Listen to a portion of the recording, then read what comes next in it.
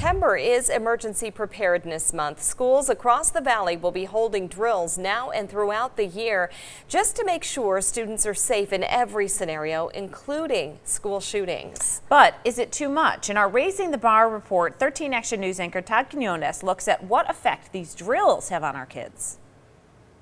School shootings concern me because these are random events. It's a reality Valley mother Beth Ophir says can't be avoided, so she's not afraid to discuss it with her kids, Ariana and Ethan.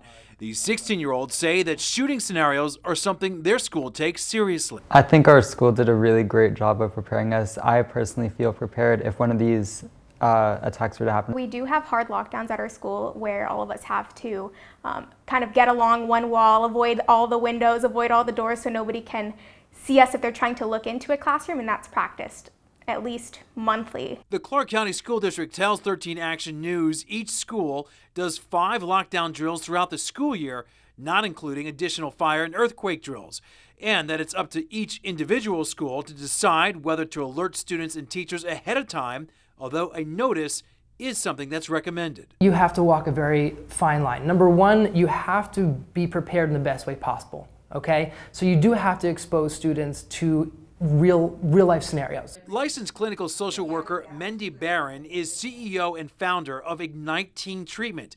He says while a shooter drill certainly is important, he does have concerns if participants aren't warned ahead of time. When you put students and teachers in a scenario where they're not sure if it's a life or death situation, then you're traumatizing them in exactly the same way as a kid would be traumatized if they were in a real shooting. Barron says that comes with serious consequences. Can exacerbate anxieties that already exist, can cause emotional upheaval, can cause nightmares. But don't forget the teachers. The concerns are just as great for school staff. They have to think, okay, not just myself, do I have to save these kids? What do I have to do next? You create that trauma. You can get things like PTSD. So it's important teachers and students are provided with therapeutic support from school counselors. But the discussion should also extend beyond the school grounds. Do parents have a role here in preparing their kids for active shooting training in schools?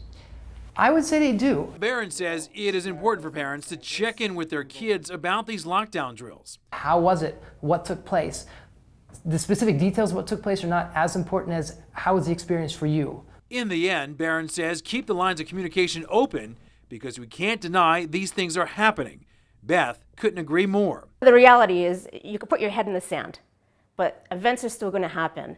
And most everyday kids, they go to school and you can't protect them all the time. That's why even with regular school drills, Beth likes to remind her kids to be alert. Be aware of their surroundings. Say something if they see something funny, but escape the situation. It's a warning that Ariana hears loud and clear. Kids can die and their futures are taken away from them in a snap.